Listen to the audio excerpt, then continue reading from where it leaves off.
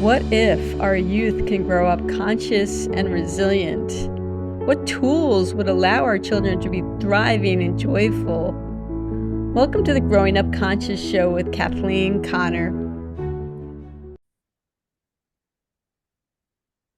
Hello, and welcome back to the Growing Up Conscious Show.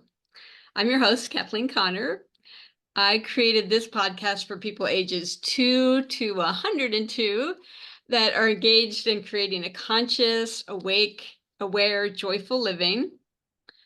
So for me, after raising 2 sons, teaching youth for over 25 years, training in energetic body work, and also facilitating for a company called Access Consciousness, one of my targets became for both parents, youth, stakeholders, and youth to have tools at an earlier age to stay conscious and aware and joyful and create the life they desire and thrive with that life instead of just surviving. So I'm really excited about my guest today, partially because I myself had done some training in NLP, which stands for Neuro Linguistic Programming, and hypnosis in the past, and I haven't put my attention on that in a while, but it trained me a lot about how things work in our minds, or they don't work, right? So my special guest today is Robbie Spier Miller she's the director of the Hypnosis Training Center in Canada. Is that what you call it, Hypnosis Training Center? Yes. It's called In Ontario. Canada. Hypnosis Training Canada is the name. Okay, great. She's in Yeah. Ontario. So if you ever want to work with her live and you're in that area, that's where she's located. She's also developing her own podcast about some of these topics. So if you, after listening to this, you become really interested, you can check that out as well. So I have so many questions, and we'll see what we can get in the time that we have. But Robbie, thanks for coming on. And thanks for bringing all that you've learned in your various different transitions in your life to this show to share with others, because almost all of us have, as adults, go, wow, I wish I knew that when I was younger, you know? So in your training, Yeah. and when I was listening to your story in your training, part of the reason why you chose to get trained in NLP and hypnosis and whatever else you chose was you already had a high-paying job.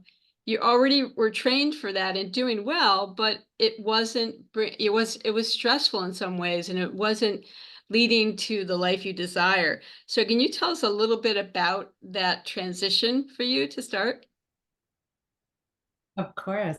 Yeah. So, I think that each of us needs to find a career that works for us and that highlights what we're passionate about and what helps us use our natural skills and talents and abilities in the way that is the most valuable, at least from how we see it. And so I was in a situation where I knew that that wasn't happening, right? I knew that that career, even though it was a successful career, it wasn't really where I was meant to be. And I wasn't finding it satisfying or rewarding in the ways I was looking for. So while I was doing that work, I actually started to learn hypnosis and NLP to improve my own life because I was under stress. I was wanting to be more confident. It was a new world for me. So I know you and I, before we're talking about how there's a certain mindset of an entrepreneur, and it's a very different mindset than as the mindset of an employee, or like I'm the daughter of 2 doctors. So doctors are definitely not business people, right? They're not entrepreneurial, even though they do own their own businesses technically.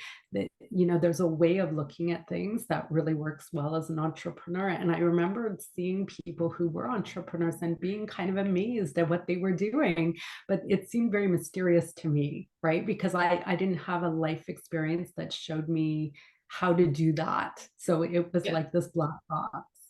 And so I was really I knew probably from when I was in my early 20s that I wanted to be an entrepreneur and I wanted to do something that would make an impact. I knew that. And I kind of floundered about for a number of years in various ways. at first being idealistic and searching for that, and then becoming very practical, which is what brought me to my IT career. And I learned some very valuable things from those experiences. And then through that, it led me to this career. So that's kind of how I ended up here. And so I was learning hypnosis and NLP while I was working in IT, originally just for me. And then it became clear to me that I did want to do this kind of work professionally. And the real challenge was finding a way to make it work as a career, because I didn't see a bridge from where I was to, I had to earn a living. I couldn't just do it as a hobby. So I didn't really know how to make that happen. And a lot of the training I had taken didn't really help you with that. Either they just wouldn't address it at all, or they would say, well, we're going to teach you the skills and then it's up to you to go build your business. But if you're not a business person or an entrepreneur and you don't know how to do that, it can be, there's some people who can do that, but I'd say they're the vast minority of people.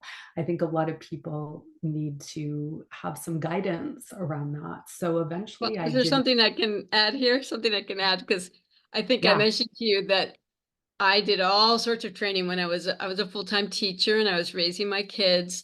And when my kids were young, I was doing all sorts of training and putting a lot of money into training and learning all these skills that I could have been sharing with the world. But it wasn't till I actually started doing training with a company called Access Consciousness that I started to see how much programming there is around how you earn your money, like what's okay to earn money for. Like I didn't even, it wasn't conscious programming, as you know from hypnosis. So much of it is unconscious, where I didn't realize that I felt like the only valuable thing, since I had a degree for teaching, that was the only thing that I felt like comfortable receiving money for, instead of just putting myself out there and saying, hey, wow, I've got all these other skills that I could be receiving money for too. And I'm still clearing my points of view about money and the programming around that. So some of it isn't just knowing how to, like I've hired somebody to help me like with my podcast to teach me the things that I need to learn how to do for that. But so some of it's not just the how to, but some of it's just your programming around receiving money, right? So keep going. Yeah. So some people who do this type of work actually think that it's sinful to expect people to pay for it. They think it's like this spiritual mission, which it is a spiritual mission. And you do need to get paid for it, both because it's better for the client because then they take it seriously, but you need to have enough money that you can function and take care of yourself Yes. and manage the business the way you need to. So you see that sometimes people, if they're like for you as a teacher, there were lots of rules, right? And there was this rule that you get this certificate, you jump through these hoops, you get the certificate, and then that's the rubber stamp that says you're qualified. Yeah. And I'm sure from your real life experiences, you see where, well, that was kind of made up, right? Yes. Yes. Rules rules are a way to make order out of chaos. And so there are a lot of people who are much more comfortable with rules. And I was like that as well, right? In my family, it was all about rules and showing that you were smart. My parents were doctors, and to them, getting university degrees, multiple university degrees, was the way to go, right? And truthfully, for them in their careers, it worked, right? To be a Yes. doctor, you have to go to school for a long time. But you see how, in NLP, we talk about this concept that the map is not the territory. So if you had a map of Virginia, then you looked at the actual territory of Virginia, they wouldn't match each other. Right. And if you had a map of Virginia and you thought you were there, but you were really in New York State and you try to use that map of Virginia, it wouldn't work. Right. Yes. So you see how in life, if we're given a map and we believe that that's the map and that's the way it is, then we're not taking in reality properly the same way. So my work is with people, and people don't follow a map. That's for sure, right? A map can be helpful, but ultimately people are going to be as they are, and we need to be flexible enough to address that, right? Yeah. And that's true no matter what kind of entrepreneur you are, because what makes an entrepreneur successful is to see a need and fill that need for other people. And that's why people pay for services. That's why they value them. And people really, if you're doing something like engineering or you are a medical doctor or something like that, there's a reason for technical standards around that, right? There's a practical reason. But for a lot of things in life, as long as you're following the laws of your land and you're generally an ethical person, there's so many ways to do something. And so when Yeah. too many people that it can get in the way of really being effective at what you're doing. Yes. Yes, for sure. Um, I mean, and that goes with, well, I have so many questions, but that goes with one in terms of, I know in this process, you also started having children and were raising children, and you already had your training with hypnosis and NLP, and now you're raising your children and you're looking at like how that impacts them. And one thing that comes to mind for me is that I didn't really think about it with my own children so much that when, like my oldest, when he was like 3, he started to learn how to use a computer. He was using the mouse. And I'm like, wow, his life is going to be different than mine because I'm showing my age here, but I got through most of college without even being on a computer, right? I still had to like type papers by hand, right?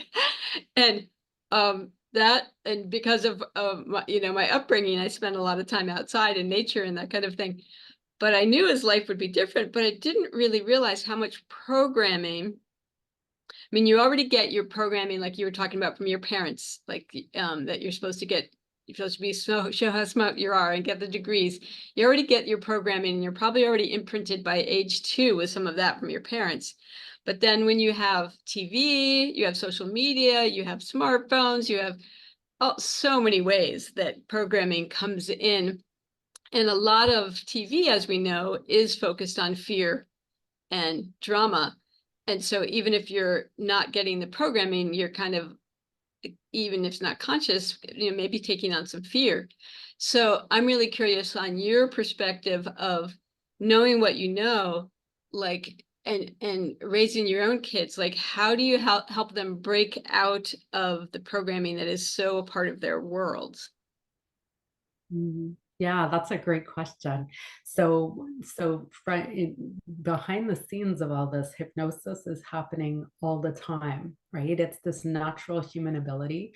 So if you think of an example of an ad that you remember from being a kid. So for me, it's like the ad plop, plop, fizz, fizz. Oh, what a relief it is. Your audience is too young for that, right? But you remember that one. Yes, And yes. it hasn't been on the air for probably 40 years. So as the listeners are listening, you might have ads that stand out for you, right? Or memes or things or songs you sang as a kid that you can still remember now that you might not have sung for decades. And so you see how hypnosis is repetition and fixation, and advertisers have spent billions of dollars researching what helps people make decisions. And the answer is hypnosis. So things like movies are very hypnotic because when we watch a movie, we laugh when it's funny or we cry when it's sad. So Yes. that's called emotional suggestion. Right. So if we know that the power is in learning hypnosis so that you have choices, because if you're blindly going through life and this is happening in the background, then you're being hypnotized by the world around you and you're not aware that that's happening.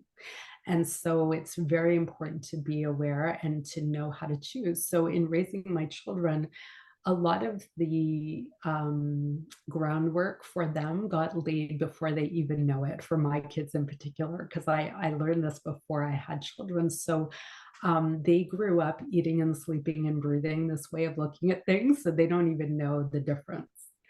Having said that, I have lots of students and clients who have kids and who learn this later on. And it's amazing how flexible young people are because our brains keep developing till we're about 25. So the younger you are, the easier it is to change your hypnotic trance, to change how you're interacting with life. You can do it at any age. I've worked with people well into their 80s, but the younger you are, the more malleable and flexible and open people tend to be. And so there's a lot of opportunity there to choose a new direction for yourself. It does have to be a choice because if we're surrounded by everything, then it's harder to change it if we're already in it. So an example is with my kids, one thing I've said to them from a very young age, so now they're 13 and 18, but probably since they were about 6 years old, I've said, hey, when you grow up, if you want to live at home because it helps you save money or for company or whatever, you can, but I do expect you to either be in school studying something useful or working, and that you have a social life. You can't be at home all day playing video games. So you have to be out living your life. And given that, if it helps you to be here, then great, you can absolutely be here. And so they've known from a very young age that they're expected to go and grow into adults and take care of themselves, and that would be an in-between point. But I did it early enough, and there were enough things happening in the household that were encouraging their independence, that they just know that that's what's going to happen, right? But if somebody grows up in a different way, for example, if their parents do everything for them, or they shy away from taking risks and play it safe all the time, it might be a much bigger transition to get used to being an adult, Oh right? So yeah, for sure. yeah, Well, and I'm also like the thing too I've noticed about the some of the programming that is more current than what I grew up with is this aspect of all these different ways to be offended, if you know what I mean?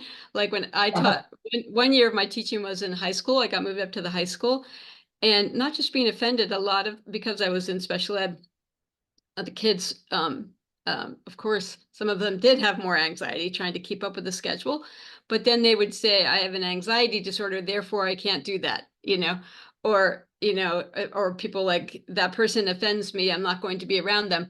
Well, of course, there's some people you might not choose to be around, but it's almost like being taught these days that you can't really be around somebody else's point of view and be an allowance of it and still live your life. Like, if they end up with a boss that offends them, does that mean they always have to quit, or can they be an allowance and still do their job and find a way around that? Do you know what I mean?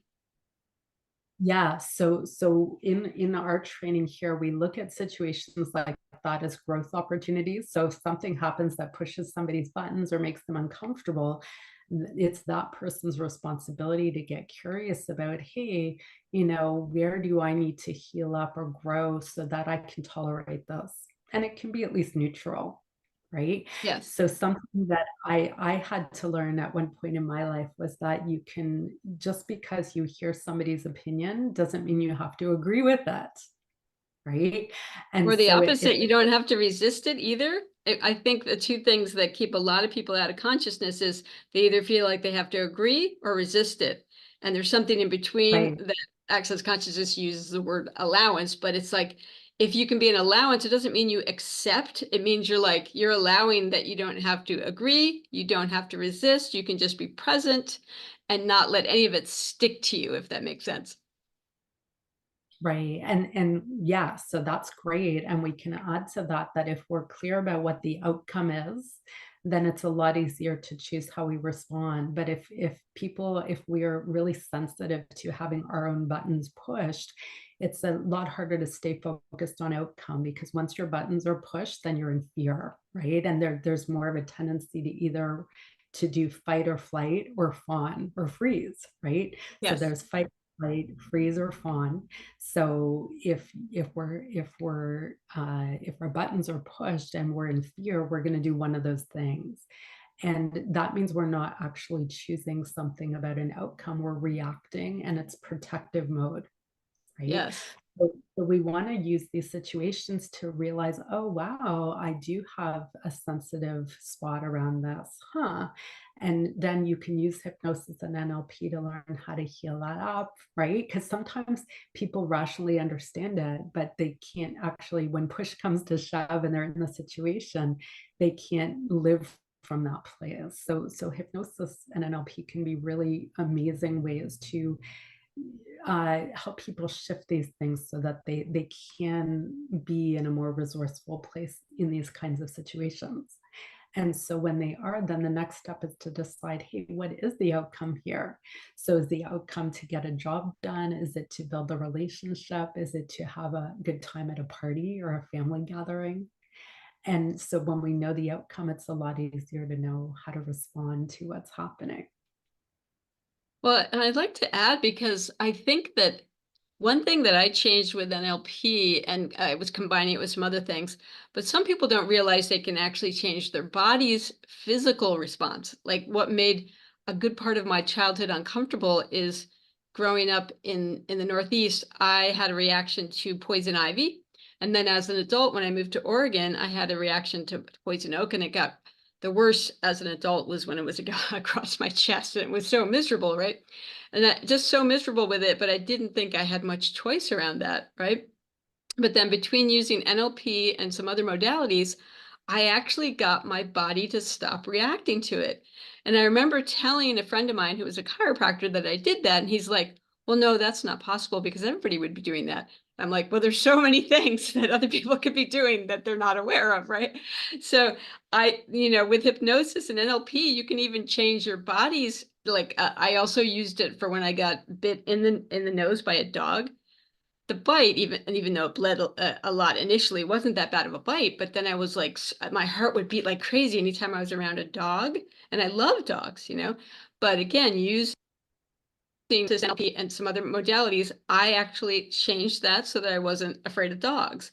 So you can actually change your physical response to things once that's what's so fun about this once you realize that it's possible.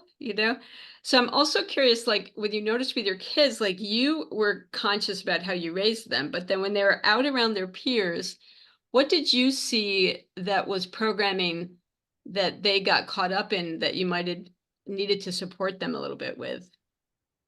Well, with my younger one, there are a lot of dynamics. He's 13. There are a lot of Okay. dynamics between kids, right? And socially what happens. And he's had a lot of learning around that in a pretty big way. And we just make everything a learning experience, right? So we're just helping him see, where his buttons getting pushed, where might he be insecure, and helping him see other ways to respond to situations, and also helping him see where the other kids are coming from and where they might be insecure, right? Or having their buttons pushed. So we're helping him learn how to be more outcome oriented in terms of how he's responding. Yeah, that's a Yeah. great example. One thing I remember from NLP, I'm pretty sure it's from NLP, is never make assumptions Mhm. based on what you're perceiving. Like sometimes a baby smiles and you think that they're happy, but they might be just passing gas, right? Right? You don't know, you know. So that never make assumptions by what you're perceiving about someone, that they're angry, that they're happy, that they're this or that. That always, if you want to be clear about it, that you might need to actually ask and have an interaction. And that same thing with yourself to some degree. That in Access, I've learned so much about how as soon as something comes into our awareness, instead of asking questions, we often go into conclusion about what's true about it. You know what I mean? So Yes, yeah, that's right. learning that as a kid is really useful as well. I wanted to Yeah. get back to you though, because I stopped you when you were talking about it. You talked about how going from the tech world and getting paid for the job that you were trained in and then creating your own business, you had to get around programming around money and learn about business. Is there something that you'd like to share that would be useful for other people that want to make that transition in regards to how to set up a business or that area? Absolutely. Yeah. So if you are making that kind of transition from being an employee to being an entrepreneur, there are definite mindset things, right? Or hypnotic trances that you want to break out of and build new ones for. I would suggest no matter what field you're wanting to be an entrepreneur in, that you find somebody to mentor you through it who's been ahead of you. I do that. I have many, many mentorship students, and with each one, I'm looking at what are they already doing well, and what do they need help and feedback on so that they can really embrace this new role. Because often we don't come equipped with that from the first place. And as an employee, we're not taught the way of looking at life that helps us be an entrepreneur. So as an entrepreneur, we want to be really focused on results. We're taking responsibility for whatever happens. As an entrepreneur, if there's a snowstorm and because of it you lose business, it wasn't fair, but you lost business. So Yeah. you need to be for that. And at the same time, if you are doing a great job and giving people value, you will be rewarded. And so it's taking responsibility for making sure you do it. And you have to do it well enough that even if there's a snowstorm, it's still okay. Right? Yes. So there's a kind of radical taking of responsibility that happens because you really don't have a choice. In the end, it is what it is, and life happens. And you need to be building something that's resilient and strong enough that it can tolerate normal ups and downs that happen in life. And having the courage to do that and the courage to learn from experience. Sometimes when people are employees, it's they look at things as things being right or wrong, or they're looking to cater to their manager and to those kinds of expectations, but those are made up expectations. They're not necessarily what's useful. And especially in a big company, it can become very bureaucratic. So what the expectations can be very far removed from what really needs to happen. So the closer you can get to that, and but having the willingness to take action and the humbleness to learn from whatever happens, that if it doesn't work out, so what? You learn from it. And then next time you have some wisdom and experience that will help you do it better next time. But a lot of people either shy away from doing something. They want to feel like they know it perfectly before they actually do it. That's a huge Yes. mistake. You've got to be willing to get in there and get messy early on so that you learn. So we're learning from real life, and when you learn from real life, you get feedback fast. And we need to be safe enough in ourselves to take that feedback, because if we're just going to defend our original position to prove we're right, then that's not useful. And if we're going to avoid taking action because we're waiting until we have it just so, that's also not useful.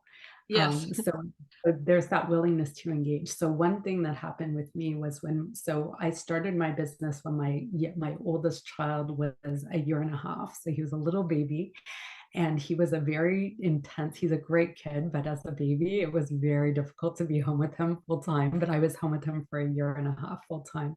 And, I'm not one of the moms who's meant to be a stay-at-home mom. So here I was ready to go and do something else. And I knew if I didn't make this career work, that I had to go back to IT. And I really didn't want to do that. And I felt like I would disappoint myself. And so that pressure and the fact that I also needed to earn money, it helped me be willing take action in ways that I might not have been willing to before, because it's uncomfortable to do something new, right? And it can be a little fearful, right? It takes some courage. And because I was at that place where I knew either I had to make it happen or I had to settle for something that I didn't really want, I was willing to take action and learn. And as I did that, I realized that when I did make a mistake, the sky didn't fall and it was all okay. And so it helped me embrace that way of doing things. And that's become more and more true over the years, that I've become more open to taking risks, reasonable risks, smart risks. And I've been more open to different kinds of experiences. And the more I do that, the more my business grows and the more I can help the other people that I mentor to do this. Yes. Yes, and I know you're almost out of time because you have a client to meet with here pretty soon. But yeah, I could see, like I said before, my programming around money, and you have to value that if it worked for you and you're now trained in that, that it's going to work for others. And like you said, you get that feedback, and when it doesn't, you don't take it personally. But that just being willing to have your own, like that you're valuable enough to receive money for what you do, like you said. But before we wrap up, because I know you don't have much time left here, is there anything else that I haven't really asked, because I know there could probably be lots of things, if you were talking to a parent group right now, or teachers, or anyone that are working with youth, if you could share like one or two things that would really be like, wow, this makes a difference for kids to know, um, Like for me, I would want them to know this question, like, who does this belong to? So they don't take on other people's stuff. But is there one thing you can think of that you'd like to share that way? Yeah, so one thing that's very powerful as a parent or a teacher is to look at the person that you're teaching or parenting and project into their future and see, like, where do you want them to be in 5 years or 10 years from now? So however they're behaving at this moment, if you project out to well into the future, it's a lot easier to have perspective on your response. And so you can be more outcome oriented about how you interact with them. Does that make sense to you? Are you following Can you this? give me an example of like something you like? I like examples that way. So let's say you want them to be able to, like, let's say you're a really young child and you want them to be able to be potty trained or something. Like, that's not 5 years down the road, but like something like that where you have an outcome that does that allow you then to have a more expansive view on it? Yeah, so let's take the example of potty training where you're expecting that of course one of these days they're gonna be able to use the potty, right? Like as night follows day, that's just gonna happen, right? So you know that's gonna happen. And so we need lots of repetition because that's how people learn, right? But that you see the whole person and that you might need to come at it from a lot of different directions. Maybe they need to see another kid go use the potty, and that's the thing that will help them. Or maybe Yes. you need to break it down into smaller steps. So you want to be flexible enough. But I think that's something that can get in the way is people are much too short-sighted about the immediate goal and they're not seeing the bigger picture of what you want them to learn. So eventually they'll be potty trained and then we can look at that and say, hey, once they learn that, then eventually they're going to know how to tie their shoelaces and they're going to know how to ride their bike. And so we're simply expecting that in time and with experience they'll learn and accepting that process of learning. And so there's a much bigger picture view where we're helping the whole person and helping them discover that when they learn something they become more confident even when it doesn't always go well. So let's say when they're potty training and they have some accidents, so what? They're just going to learn from it, right? Or maybe Mhm. they're not ready, but you know it's going to happen. And so having that attitude is a really helpful one. And I know when one of my children was going through, some adolescent stuff, he went through a difficult time and his teacher was great because she really believed in him and she could see perspective on what was happening and she knew that at that stage of life you really want the kids as their hormones are changing to just be grow through it and get to a place where things are more stable. And so she could see that what was happening in the moment was just a temporary thing. And Yes. so it was great to see her and model how she was looking at that. So she could see where things were going and value the things that were going well.